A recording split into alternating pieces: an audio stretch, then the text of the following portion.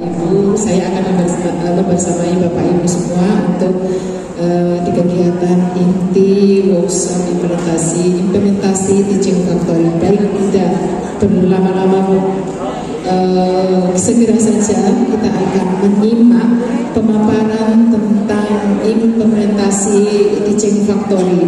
Pastinya kita masih bingung ya bagaimana mengimplementasikan teaching factory. Kita tahu bersama bahwa ada juga pembelajaran tentang teaching factory. Nah, untuk itu agar kita tidak bingung lagi dan kita bisa menerapkannya di sekolah kita masing-masing, monggo kita bersama-sama menyimak pemaparan workshop untuk implementasi teaching factory yang akan disampaikan oleh Bapak pemateri kita yang sudah sangat berpengalaman sekali, yaitu Bapak Sudimin. Kepada Bapak Sudimin dipersilakan.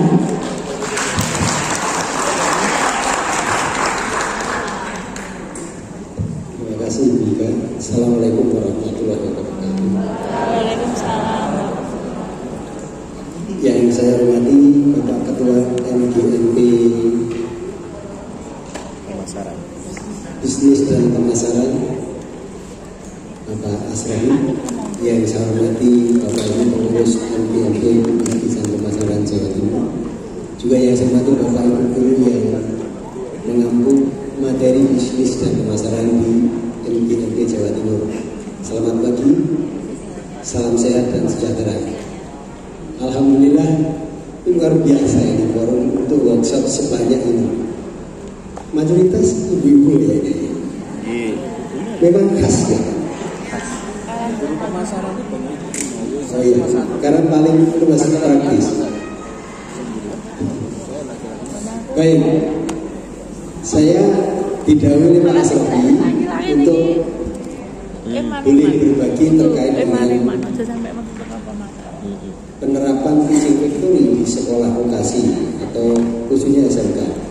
Alhamdulillah, forum kali ini adalah Bapak Ibu guru yang ngajar di bisnis dan pemasaran. Ini ujung tombaknya teaching factory.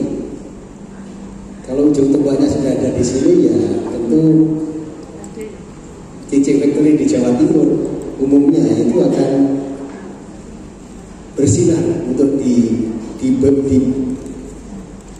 Indonesia dibandingkan dengan provinsi-provinsi lain.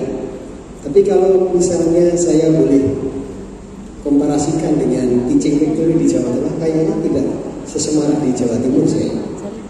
Jawa Timur ini kayaknya implementasi teaching factory-nya terdepan. Padahal di Jawa Tengah itu ada stimulan namanya Admi Solo. Admi Solo itu memulai teaching factory tahun 78. Jadi mengapa teaching factory Bapak Ibu? Ya karena situasinya serba sulit, serba tidak memungkinkan. Jadi kalau Bapak Ibu bayangkan bahwa teaching factory itu harus sekolah besar, kayaknya persepsinya banyak bergeser aja. Kenapa teaching factory? Karena sekolah itu menemui banyak kesulitan, menemui banyak keterbatasan, menemui banyak keterpaksaan. Itu baru teaching factory. Jadi kalau tadi Pak Asrafi bilang teaching factory kok dimodali 200 juta, teaching factory itu harusnya nggak dimodali. Itu yang bagus. Tapi kalau dimodali tentu speednya tinggi, bukan cuma speed, bisa akselerasi. Alhamdulillah sekali lagi saya dapat undangan dari Pak Asrafi, berarti 3 bulan yang lalu saya juga diundang oleh tim dari UMJ untuk sharing sama juga terkait dengan teaching factory di ruangan ini juga. Tapi waktu itu forumnya kalau nggak salah kepala-kepala sekolah se-Jawa Timur. Tapi memang beda ya, teaching factory di-share kepada kepala-kepala sekolah dengan teaching factory di-share kepada Bapak Ibu guru. Teaching factory itu tergantung siapa yang bilang ya Bapak. Nanti saya slide-kan sedikit. Karena diimplementasi itu yang berbeda fokusnya.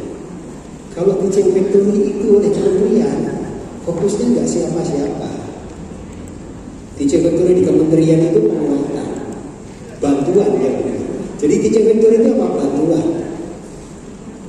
Kalau teaching factory turun dari kementerian berarti sampai ke kepala dinas. Kemudian kalau teaching factory di bawah kepala sekolah itu optimalisasi apa yang tidak bisa diberdayakan di sekolah. Tapi kalau teaching factory di Bapak Ibu dulu itu pembelajaran Bapak Ibu dulu. Nah teaching factory di siswa beda lagi, bahan ajar beda kan Bapak Ibu. Nah saya akan share kepada Bapak Ibu tentu yang fokusnya di pembelajaran. Ya sebelum saya share ke sana bolehlah mungkin barangkali ada Bapak Ibu ada yang sedikit baru. Ya mungkin Pak Surabi yang sudah iklankan tadi. Saya sekarang umur 64, Purna Karya dari Hati tahun 2019. Berarti saya sudah pensiun dari APMI 5 tahun yang lalu. Hanya mohon maaf, kira-kira kalau saya share terkait dengan ini, kira-kira hambar nggak Bapak Ibu? Karena pensiunan istilah mandi gitu kan. Pak Asrafi saya juga nggak tahu. Pak Asrafi sebenarnya sudah tahu kalau saya pensiunan. Kenapa tidak undang yang masih aktif di APMI? Tapi yang aktif di APMI sekarang ini orang yang tidak tahu dulu pahit getirnya, lorong-lorong APMI waktu kecil itu, nggak tahu. Tahu-tahu sudah gede begini. Karena yang jadi komandan di APMI itu dulu rata-rata ex siswa saya. Saya sekolah di APMI, kemudian lulus bekerja di APMI sampai pensiun. Makanya kemarin Pak Suri tanya titelnya apa ya? Gak ada titel saya Bapak Ibu. Saya itu betul-betul praktek saja. Jadi kalau Bapak Ibu tanya teorinya teaching factory yang disampaikan Pak Ibu dari mana? Saya tidak tahu malahan. Yang saya share kepada Bapak Ibu ya itulah teaching factory yang saya dalam tim APMI itu diselenggarakan sehari-hari. Gak ada kata tidak bisa, fakta apapun situasinya sangat memaksa. Gak ada jalan tidak bisa ditemukan jalan keluarnya. Kalaupun itu seperti jalan itu, tetap saja. Jadi teaching factory itu intinya kalau di pembelajaran terobosan Bapak Ibu. Sudah agak menarik ya Bapak Ibu. Karena terobosannya gak semua tertarik. Tapi itu yang membuat karakteristik orang belajar itu menemukan yang paling bermakna dari tujuannya Pak Menteri yang sekarang ini. Pembelajaran bermakna, meaningful. Ya istilah beliau aja yang keren. Padahal sebenarnya kita sudah selenggarakan itu. Meskipun belum diundangkan atau belum terbitkan jadi kebijakan dari Pak Menteri yang sekarang. Deep learning ya Bapak. Ya saya akan gandengkan deep learning itu kalau di teaching factory apa? Ya sedikit saja. Mungkin karena belum ada penjelasan konkret dari kementerian ya saya coba masukkan saja supaya Bapak Ibu punya sedikit gambaran. Komponennya ada 3. Mindful, bahwa pembelajaran itu menumbuhkan motivasi. Yang berikutnya, pembelajaran itu memberi makna, bermakna. Itu meaningful. Tapi ternyata betapapun tadi yang depan berat-berat, belakangnya itu Pak Menteri berharap meskipun begitu beratnya, tapi tetap bisa dinikmati oleh para peserta belajar sebagai sesuatu yang joyful, menyenangkan. Gak masuk akal ya kayaknya. Motivatif, bermakna, tapi menyenangkan, luar biasa. Insya Allah pahala semua. Saya sharekan lewat laptop. Mohon izin karena saya agak mondar-mandir laptopnya karena di sini.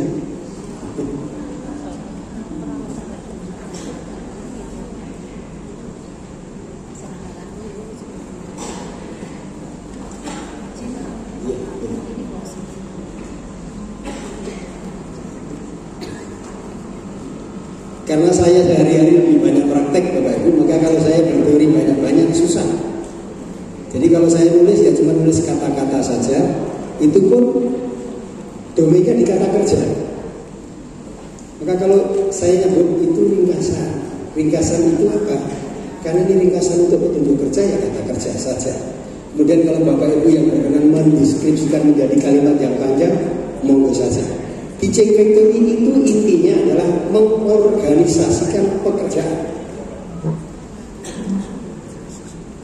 Itu yang penting. Makanya saya lebih tertarik slide yang saya tampilkan itu dengan man map, dengan man manager.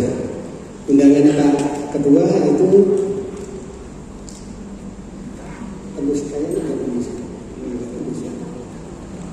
undangan dari Pak Ketua adalah workshop implementasi teaching factory NGMP pemasaran Jawa Timur. Tempatnya di sini hari ini. Nah, saya boleh diklik di tujuan ini dari Pak Ketua. Boleh diklik di tujuan, Pak. Poinnya yang kanan, ujung kanan, titik kanan. Klik titiknya kanan, tujuan kegiatan titik kanan, klik ya.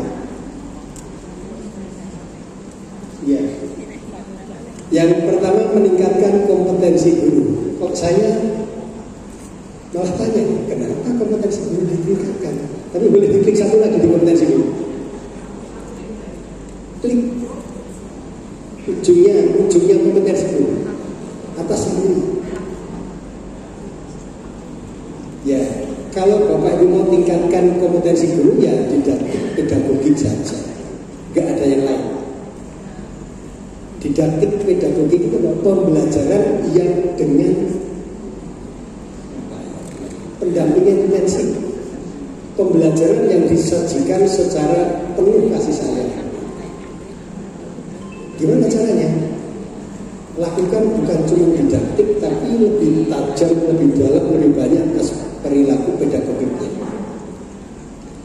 Kok pastinya cerita di situ? Ya sekarang kan saya guru. Saya lama jadi guru, meskipun Pak Ketua bilang saya punya SMK. Jadi kalau misalnya tadi bicara teaching factory itu ya penguatan, ya optimalisasi, ya pembelajaran, ya perangkat ajar.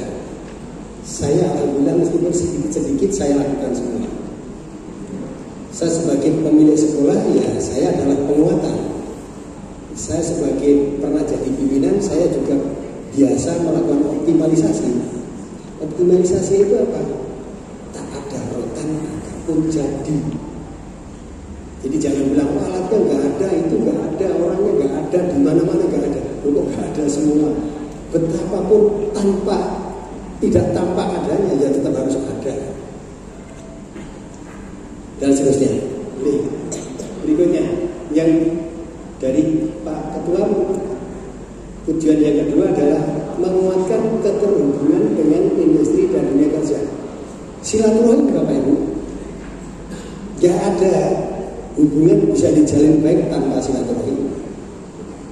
Ya saya rasa ini sudah menjadi hal yang naluri oleh Bapak Ibu karena sebagai guru pemasaran. Pastikan pemasaran itu apa? Silaturahim. Kerjasama dengan industri itu silaturahim. Dalam konteks ini, industri itu yang punya kapasitas, sekolah yang membutuhkan hubungan. Betapapun industri amannya itu dulu murid kita, tapi kita yang butuh, kita boleh silaturahim. Dan silaturahim ternyata pahalanya besar. Maka tadi saya di depan sudah patut. Teaching factory itu bila diimplementasikan, gudang pahala. Berikutnya, menyusun strategi implementasi yang penting menyenangkan. Tapi kata menyenangkan itu pastikan semua tema belajar ada fokusnya. Jangan bilang belajar itu yang penting luas, bukan. Teaching factory itu betapapun ada pesan dari kurikulum belajar itu harus luas. Tapi yang penting di teaching factory harus jalan. Rumah tidak besar tidak apa-apa, tapi sumur punya. Sumur tidak perlu besar tidak apa-apa, 1,5 inci saja penting untuk sumber air. 1,5 inci. Nah begitu ada lubang 1,5 dik, dalamnya 3 pipa, maka keluarlah air. Gak ada rumahnya gak keluar, tapi kehidupan bisa jalan. Teaching factory pastikan harus ada yang dalam. Di mapel saya ini semua penting, gak ada. Misalnya ini, mapel Bapak Ibu rata-rata ada 12 KD. Apa? Dulu suka bahasannya. 12 elemen. Cari 3 elemen utama. Dari 3 ambil 1 diperdalam betul. Nah, diperdalam itu pastikan dipraktekkan. Kata dalam itu kalau nggak praktek nggak pernah dalam. Tiap hari tak kasih soal itu bukan praktek. Dipraktekkan itu direalisasikan menjadi sesuatu karya yang orang lain bisa konsumsi. Bahasa Indonesia saya sampai skor 10, tapi pengetahuan untuk apa? Prakteknya bahasa Indonesia itu saya bisa membuat lamaran kerja bagus. Itu praktek. Ciri-cirinya kalau dinyatakan praktek itu produk itu apa? Sesuatu yang setelah saya kerjakan orang lain akan pakai. Tapi kalau saya kerjakan tapi orang lain nggak bisa pakai, itu bukan praktek. Nah, prakteknya DJ Factory itu pastikan minimal kalau misalnya prakteknya 10 bahan, 3 itu produk yang dikonsumsi oleh orang lain. Semua makel Bapak Ibu. Berat ya? Berat. Jadi jangan, oh ini anak saya lulus itu skornya 10, skornya 8, bukan. Skornya 5 nggak apa-apa, skornya 6 nggak apa-apa. Yang penting saya pengetahuan bahasa Indonesia 6, nggak apa-apa. Tapi lamaran kerja saya waktu saya kirim ke industri, HRD-nya itu bilang, oh lamaran kerjanya seperti bagus sekali loh, padahal sebenarnya bodoh. Tapi supir skor bahasa Indonesia 9, tapi lamaran kerjanya raiso diwojo, nggak jelas. Ya, apa gunanya saya punya skor akademik 9? Beda ya Bapak. Kalau saya bisa membuat lamaran kerja bagus itu artinya saya kompeten. Tapi kalau saya punya pengetahuan bahasa Indonesia 9 hasil tes ujian nasional itu saya pintar. Mohon maaf ya, sekarang Bapak Ibu boleh bedakan bedanya pintar sama kompeten. Kompeten itu pasti laku kerja, kalau pintar belum tentu laku kerja. Itu. Ya berikutnya, meningkatkan kelulusan. Apa itu? Oh iya. Ini Pak Ketua sudah bilang, yang penting lulus itu aku kerja. Kepekerjaan itu ada 3 ya Bapak Ibu. Ikut orang lain, ikut industri, atau berindustri sendiri, atau sekolah lanjut. Berapa persen? Pastikan sekolah yang Bapak Ibu bina 100% bisa tersalurkan. Entah sekolah, entah wira swasta, entah bekerja ikut industri. Kalau dia tuh, alhamdulillah 100%. Bahkan sebelum lulus pun sudah habis juga. Di SMK SMK saya kecil, itu terima siswanya alhamdulillah kelurahan dari mana-mana, karena sekolah baru ya. Karena itu saya rilis setelah saya pensiun dari API, karena saya cuma bekerja di sektor begitu ya sebenarnya. Saya menemui kepala dinas, kemudian memilih pendidikan itu. Sama jurusannya di sini. Itu pun juga hari begini ini sudah laku semua dari siswa kelas 3 sekarang nggak ada. Padahal dia bukan orang pintar, IQ-nya nggak boleh diukur. Bahkan ada anak yang dulunya katanya sekolahnya SLB, tapi tetap saja bisa kompeten, cuma tidak pintar. Kalau dia kompeten pasti laku kerja. Nah di tempat kerja itu pangkatnya tidak perlu sama. Lulusan SMK itu pangkatnya boleh beda-beda. Pangkat standar lulusan SMK di konteks kerja itu adalah teknisi. Tapi kebetulan potensi akademik siswa kita itu nggak cukup untuk itu, maka boleh diluluskan, tapi pangkatnya operator. Cuma jangan sampai lulus SMK dari sekolah Bapak Ibu, kerja di industri, di prodi yang sama itu, pangkat saya bekerja di sana helper. Helper tahu Bapak Ibu? Laden itu Pak. Saya sekolah jurusan bangunan, belas raisa rapor. Kemudian kerja di proyek bangunan. Sebelumnya kamu kerja di mana? Di proyek bangunan PT besar itu loh. Jadi apa? Laden tukang batu. Jurusanmu apa? Jurusan bangunan. Jangan sampai ya. Isi sekolah ini, bukan siswanya. Sekolahnya yang isi. Kalau sekolahnya yang isi, konkret bukan kepala sekolahnya, gurunya. Gurunya mana? Kalau di aku, reputasi siswa itu tidak pernah diklaimkan ke pimpinan, diklaimkan ke gurunya. Itu dulu muridnya siapa? Orang muridnya Pak Supimen toh, kok ngadu general cetol, nggak pernah dibina. Makanya jangan sampai sekolah teaching recruitment itu guru tanpa kepala sekolah, tetap mengajar bagus. Jangan khawatir, kalau nggak dapat gaji pun dapat pahala. Berat ya Bapak Ibu jadi guru teaching recruitment, berat. Tapi yakinlah bahwa disitulah ladang pahala. Karena memang ya, jadi guru niatnya ya betul seperti lagu itu, tanpa tanda jasa. Tidak usah berharap jasa. Percayalah, rezeki dari langit pasti mengalir. Tapi yang menurut saya kecil, biar saja rezeki teman-teman nyatanya sampai sekarang juga masih dikawal hidup dan baik-baik saja. Sangkan parah.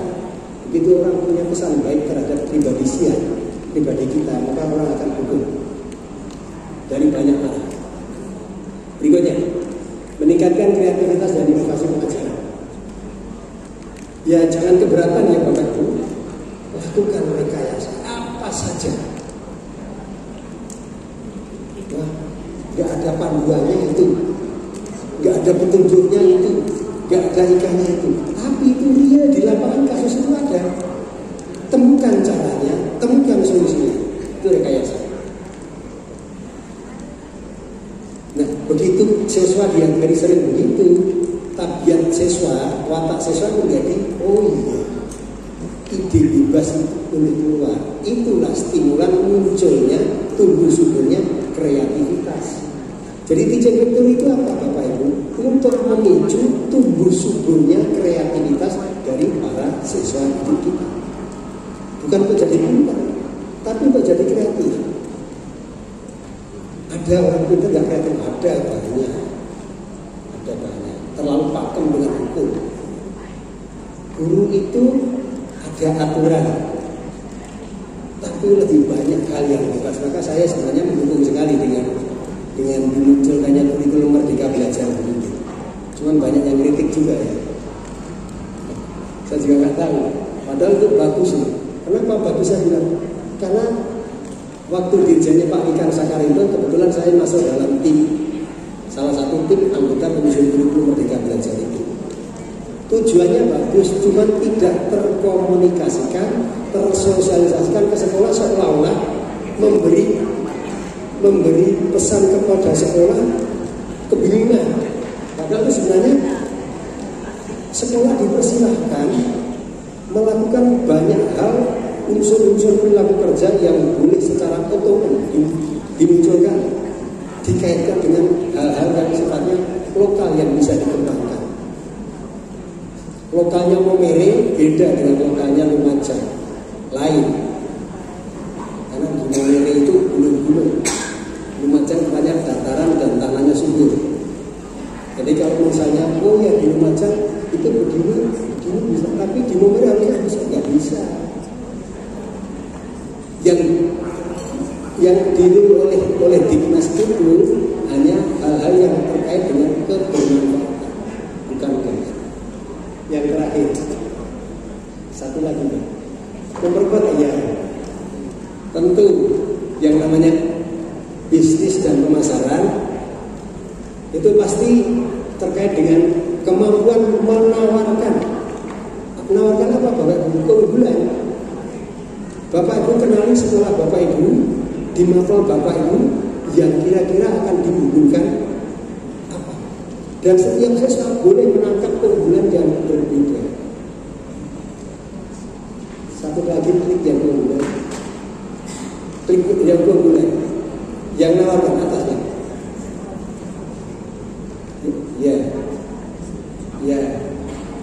Ya tentu menciptakan cara nawarkan. Kedua, mengkomunikasikan. Yang ketiga itu saya mira itu fokus ya Bapak Ibu. Jadi jangan banyak seolah-olah harus bisa mempromosikan. Kemudian yang terakhir adalah menyampaikan atau menukar. Menyampaikan atau menukarkan tawaran. Jadi barter itu boleh lah sesama sekolah. Bapak Ibu boleh saling mengabarkan. Sekolah Bapak Ibu bisa tatap muka, sekolah ini bisa tatap busana, boleh tukar komoditas pemakainya. Pas ada meeting, tata budaya banyak. Pas ada seragam baru, tata busana. Belereng apa mbak? Ya, plus saja tujuannya sudah sampai. Aku bukan. Wika nanti kalau waktunya break lagi saya dikasih tahu ya.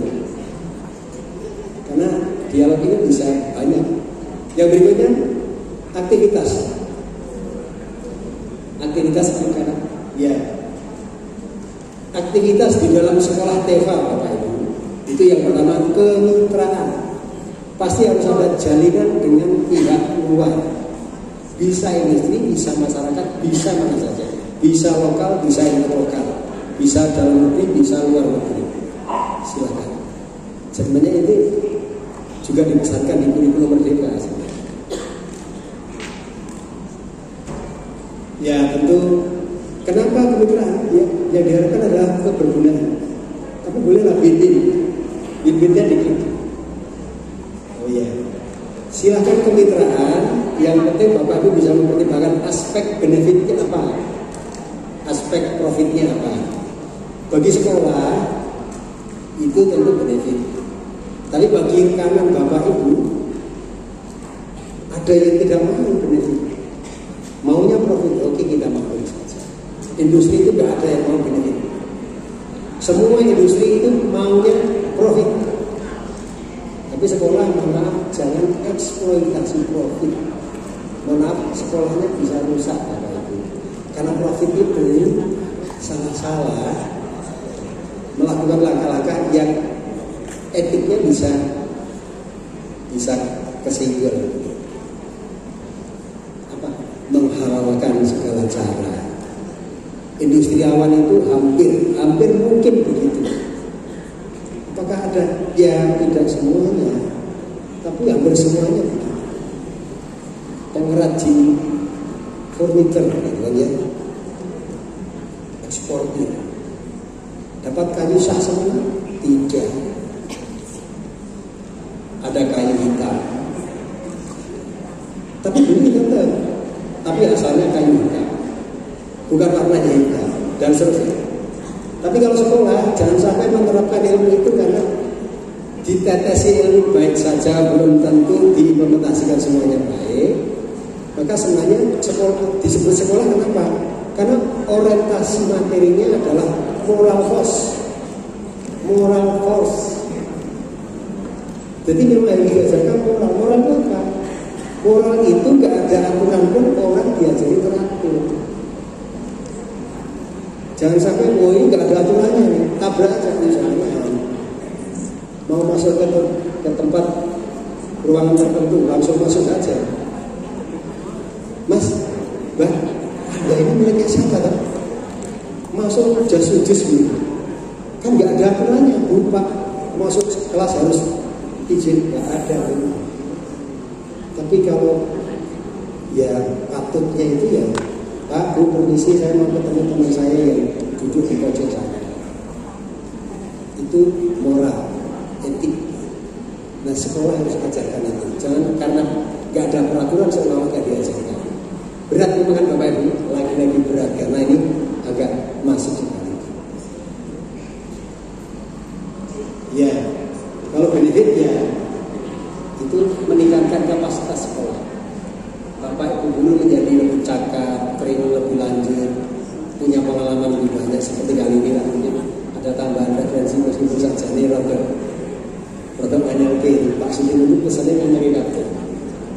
Apakah pasti menjadi guru begitu? Alhamdulillah saya sangat pensiun jadi guru saya jalani begitu. Karena basisnya pengajaran di admin itu yang terlemah selamat. Yang paling lemah itu harus bisa kerja. Yang paling lemah itu harus laku kerja. Kalau yang paling itu nggak usah dibahas. Teaching factory itu agak menggeser paradigma LKS. LKS itu memblokir orang istimewa. Padahal teaching factory memblokir orang paling lemah. Tapi secara politis di republik ini, kalau yang namanya juara LKS seolah-olah sekolah itu tampil. Nah itu kontra dengan hal-hal yang jadi sugesti masyarakat. Teaching factory itu prinsipnya menyelamatkan yang terlemah. Terus gimana? Ya kalau sekolah punya energi lebih, belum apa sana, subsidi ke sana, bantu ke sana. Beda ya guys, ini juara, blow up training orang, belajar itu tambahan sana. Ya, kalau itu untuk meraih medali oke. Tapi jangan sampai sekolah terkesima begitu. Teaching factory pahalanya lebih dalam lagi. Karena menyelamatkan yang terlemah. Pangkat dalam dunia kerja, helper, operator, teknisi, ahli, programmer, wirausaha. Pangkat dalam dunia kerja ada 5. Jangan paksa semua siswa bisa mencapai pangkat teknisi. Ada juga lulusan SMK boleh pangkat helper juga. Kenapa? Anak tunggal. Jurusan mesin, sekolah di rumah saja. Tidak ada industri yang membutuhkan lulusan teknik mesin. Ada cuma koperasi. Karena orang tuanya bilang nggak boleh kerja di mana-mana karena anak tunggal. Sudah kerja aja di koperasi. Waktu di koperasi pasti dia helper. Betul, itu betul. Jangan pas jadi migran, jangan pas jadi operator. Koperasi itu pola pembukuan. Lulusan teknik mesin nggak ngerti pembukuan. Boleh di sana. Tapi karena bakatnya dia punya penelitian analog, dia akan menggunakan rumus analognya untuk menguasai tentang neraca cepat sekali untuk jadi operator, cepat sekali untuk jadi teknisi, cepat sekali untuk jadi ahli. Bahkan suatu saat mulai mendirikan koperasi sendiri boleh. Ya, kalau profit ya. Profit bagi sekolahnya dapat job order pesanan dari industri, tapi supaya dapat pesanan ya harus survive dulu. Kalau tidak membuktikan ya plus. Kemudian berikutnya fasilitator. Ya yang atas di close saja biar nggak panjang. Penguatan itu beliau di kementerian urusannya para fasilitator itu adalah penguatan. Oh sekolah itu kurang mesin bibut, oh sekolah itu kurang mesin jahit, sekolah itu kurang alat ini, sekolah itu kurang gedung itu. Jadi teaching factory itu kalau di versi Pak Menteri itu bantuan. Jadi kalau Bapak Ibu tanya, kok di kementerian itu bicara teaching factory kok nggak ada yang menuntut itu? Nggak ada, memang kapasitas beliau bicaranya soal fasilitas infrastruktur.